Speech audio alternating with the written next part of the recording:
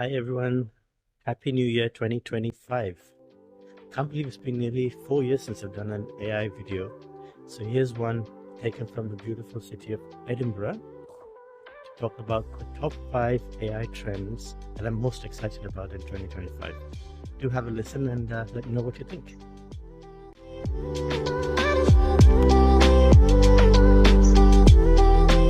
Before we get started, here is a quick disclaimer.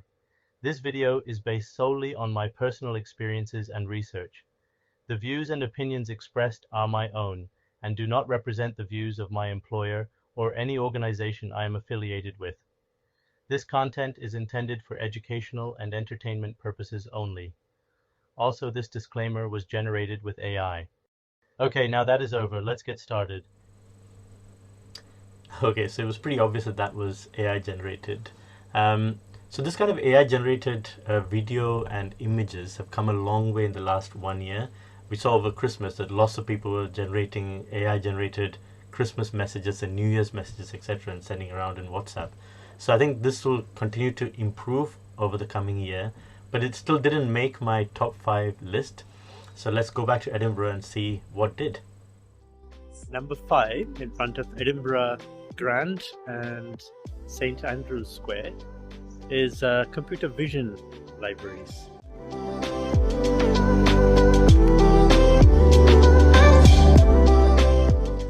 Okay, as a lot of you know, computer vision is something that's been very close to my heart for a long time now.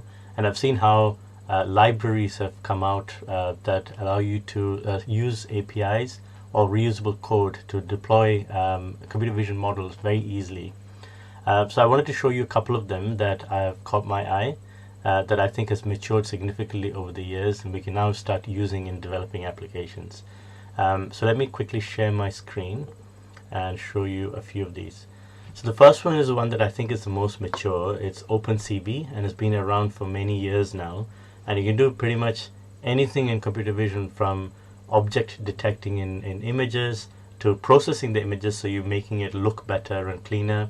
You can even do object detection and tracking in videos, which means that for example, if you're in a railway industry and you want to track objects that might be lying on the railway track, for example, you could use this system to detect those objects and identify them and give advanced warning to the rail system, for example. But of course, for all of these, you still need to build the applications. You've got repeatable code here that comes in Python, Java, you name it, it's got it in those technologies. And you still need to build those applications. So I think what you need to think about is, A, do you use these libraries out of the box and build an application using repeatable code? Or do you have to fine-tune a code and build something that is very specific to the use case that you're trying to build? And that's the distinction you will have to make in every instance of computer vision implementation that you are thinking about. But OpenCV definitely helps you to have a kickstart in that process. The second one that caught my eye is Keras. Keras computer vision, again, these are libraries. They seem to be more tuned towards images and detecting objects and classifying objects in an image. So for example, if you have a big library of cats and dogs, for example, you could use this to identify what is a cat, what is a dog, etc. Of course, it's a basic example. You could do this in an industry setting where you might have a large manufacturing plant and you need to know which images of what products you have in your catalog, right? So you could use this, fine-tune the model to detect your particular products and then help you to classify them. Now with Keras, what I found is it comes with predefined neural networks based models that you can use to classify or train these models with your own specific image data. So if you're a large manufacturing organization, or if you're a product company for that matter, and you might have lots of products in your catalog, and you want a vision system that can automatically detect products in your different media assets, then you could use this system to train the models up with your specific product sets, and then it will be able to classify them accurately. If you used OpenCV or ChatGPT comes with some basic vision nowadays, or even the AWS, Azure, and GCP, etc., you won't be able to get to those fine-tuned models, products that are specific to your business. You can do some training even in Azure, AWS, and GCP to fine-tune their models too. But I found that the Keras one, firstly is there's a lot more options available for you. The number of libraries, assets are bigger, and I'm seeing more organizations start to adopt this to create custom computer vision systems. Okay, so let's move on now to the number 4 in the top 5. At number 4, we're here at the Botanical Garden in Edinburgh for the Christmas Light Trail, and we're going to talk about small language models.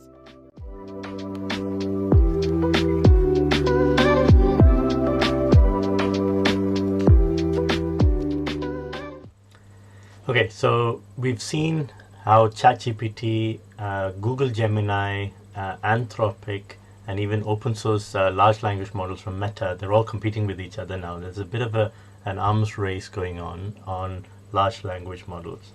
But if anybody's actually tried using them, you'll know that they're pretty good at doing a range of different things. But the minute you try to ask it to do something very specific to your organization with your own data sets, find that it struggles a little bit. It's not as good as you want it to be for your custom specific use cases.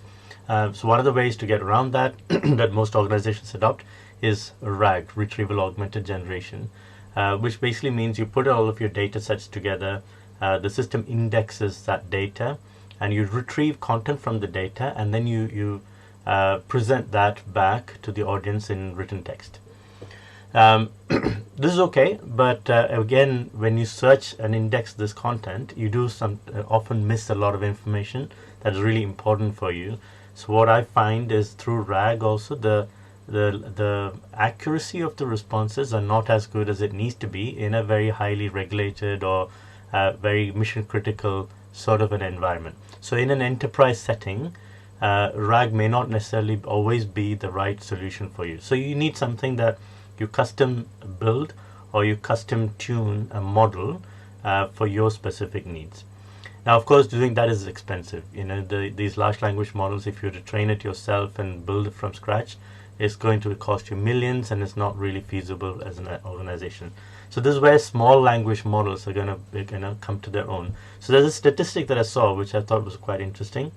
So Gartner says that by 2027, more than 50% of Gen AI models that enterprises use will be specific to their industry or business function.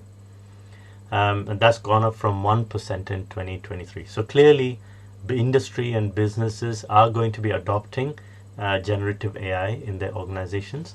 But I think they need to start thinking about making it more cost effective and smaller in size, better for the environment, etc., etc. So we will see in 2025, I believe, a big uptake of small language models and fine-tuning them for specific data sets. Okay, let's move on to number 3.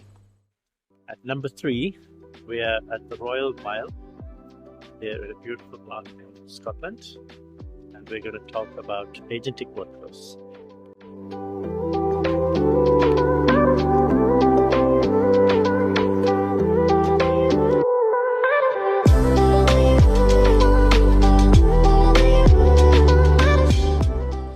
Okay, now wherever you read about AI nowadays, it's all about agents and how agents are going to automate the way that we do things in our organizations, and that is going to completely transform enterprises.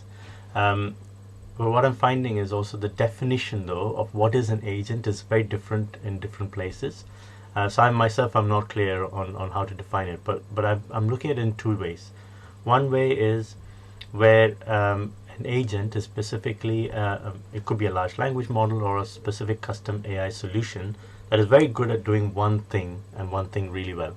And that partly might be, the simplest way might be to use a prompt to maybe specify to a large language model that I want you to behave like X person and behave in a certain way, your outputs need to be in a certain format, etc. And predefining a large language model to behave in a certain way. That could be very easily an agent, in my opinion. Um, but the beauty of agents then is that the agents can then start interacting with each other. So if you had, let's say, a large language model that is customized to behave like an editor, and then you had a separate agent that is custom defined to be like a researcher that goes out to specific research paper, article, journals, etc., and extracts information. Now those two agents could start talking to each other and start to generate outputs that are much better for you, better in quality than a single LLM working on its own. That to me is also an agentic workflow, because now, even though these agents are not actually going into any system and making changes or doing things for you, it's still all text based. It's still generating text content based on stuff that it reads, right? So I think, firstly, the definition of an agent. One definition is something that is good at one area that might be kind of interacting with each other to improve the outputs that it produces. The second definition is that it needs to automate something for you. So it needs to maybe connect into SAP and make some changes, or it needs to plug into your Outlook and send emails. That's another definition of it. Now, I don't know which one is true, which one to not believe, but I believe both of these are agents, and we will start in 2025 seeing a lot of products come out where systems are, they're either interacting with each other or doing specific things for you in specific systems to take away your manual effort in, activities that you do. Of course, this comes with risks as well. You have to test these and make sure that they're not going to make changes that you don't want it to, etc. And there'll always be that human in the loop to make sure that it's, approved before it goes and makes the changes. So lots to think about, lots of security aspects also to consider. So it's going to be a very exciting 2025. Okay, let's move on to number 2. For the number 2, we are at the Edinburgh Waverley station, where the Avengers Infinity War scenes were filmed, where Captain America fights against Thanos' goons.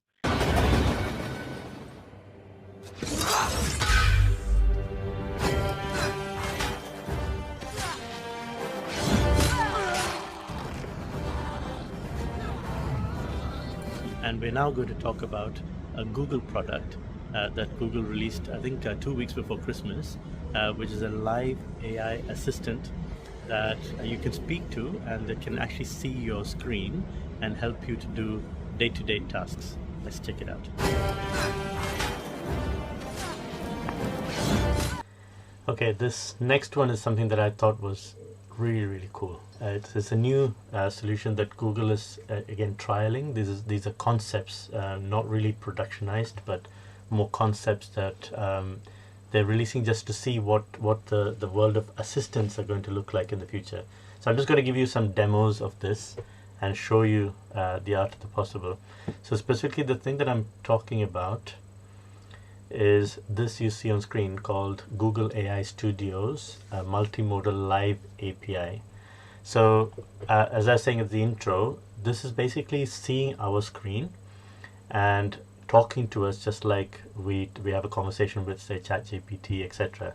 The difference is, because it can see your screen, you can actually have a contextual conversation about what you're doing. So what I'm going to try to do now is write a piece of code. So I did coding 20 years ago, so I'm very rusty when it comes to coding. I know nothing about Python coding, but it is a big thing now. Everybody's using Python for AI. So as an experiment, we're going to try and write some Python code using OpenCV that we spoke about earlier on today to build a simple application that's going to track my face, right? And that's what we're going to try to do today. So to do that, there are a few things we need to do. Firstly, we need to set up this Google AI Studio. Let me just move my webcam out of the way so you can see it clearly. Right, so Google AI Studio, I need to share the screen so that it can see what I'm about to talk to you about. So let me share the screen and give it access to my Python coding library. Okay, I understand you're going to share your screen to show me your Python coding library. I'm ready when you are. Okay, so I've just muted this thing in the background, but all right, so it's ready and it's going to start listening when we start the coding. So now let's move over to the Python code. Right, so this is my Visual Studio Code environment. I have GitHub Copilot set up, so GitHub Copilot is going to come and help us to do some coding automatically. And then I'm going to use the Google's AI Studio to also look at what I'm doing. So let's get started.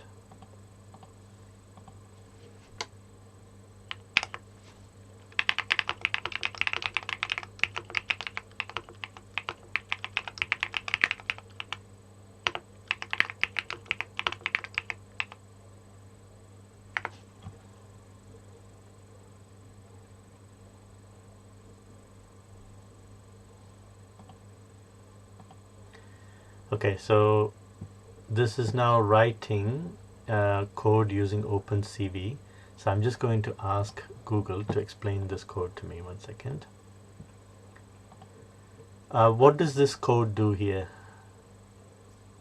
The code you're showing uses the OpenCV library to perform face detection in real time using your webcam. It will draw rectangles around the faces it finds in the video feed. Okay, fine. So I'm just going to accept it then. Okay, you're going to accept the code. Let me know if you'd like to discuss it further or if you have any other questions. Yeah, I want to now execute this code, and I've got terminal here at the bottom. What do I need to do to execute it with Python? To run your Python script, you'll need to use the Python command followed by the name of your script file in the terminal. Based on what I see, you would type python test.py and press enter. Okay. Okay, it looks like you've run the command. Is there anything else I can assist you with? Yeah, I've ran the command, but it hasn't done anything. Ah, have I forgotten to save the file? It's possible the code didn't run because it wasn't saved. Make sure to save the file and then try running it again in the terminal.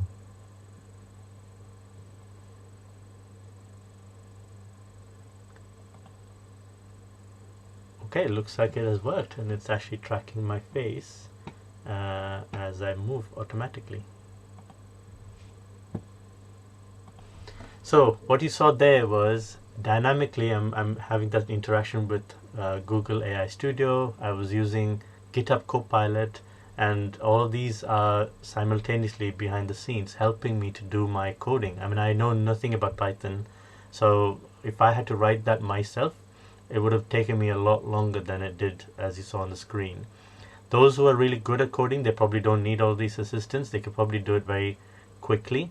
But even them, when the code styles and syntax or the programming languages are changing, they're going to need, these assistants are going to become really helpful. I could have used the same AI live for writing documents, let's say, and it could just read through what I'm writing and give me suggestions for improvements. It could read through content from one blog post, let's say, and then if I have to fill in a form with that same content, it could help me to transfer that across. So there are lots of scenarios, but it's almost like just having an assistant there, like a Jarvis that Iron Man uses in the Marvel movies, just an assistant there to support you with your day-to-day work. Now, obviously, there are lots of security implications here. You don't want to put sensitive data in this and have that leak out, etc. This is just a concept, so please bear that in mind. Don't use this with information that you can see that it might be sensitive in nature, and please just work with your IT teams to make sure you're using only whatever is approved for you to use. But as a concept, I think this is really exciting and could change the way that we use AI in the future. Okay, let's move over to number one, which is another very exciting development. For number one, we're here at the base of the Edinburgh Castle itself. The number one AI we're going to talk about is a concept that was brought out by Anthropic not long ago. It combines computer vision, large language models, and agentic frameworks into one to completely automate the way you use computers. So do have a look.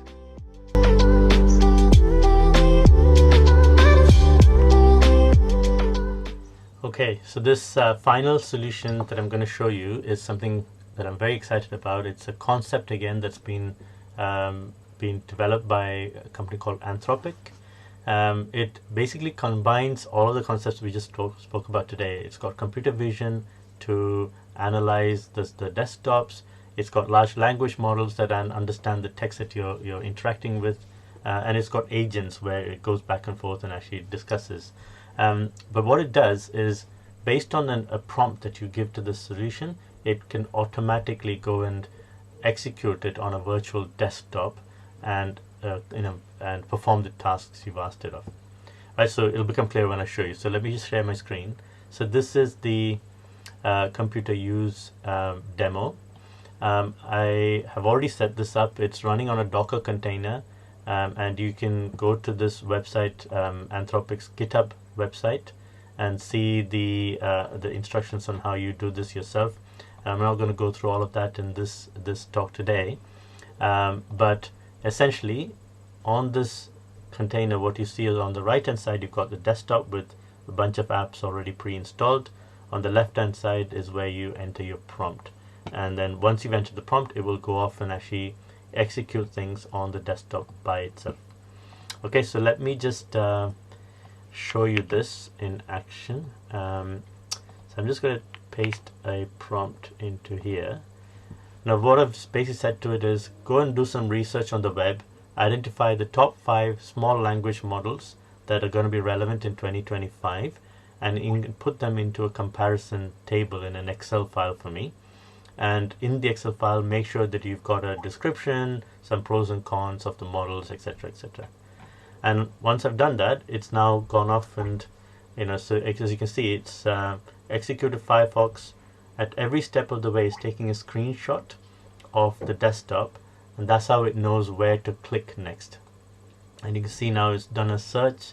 It's typed into the prompt to say go to Google, and I'll just help it along to accept the okay, there we go. So it's done a search. Now let's see what it does now. It's going to go through the findings, and then hopefully it will put them all into an Excel file. So let's see what it does.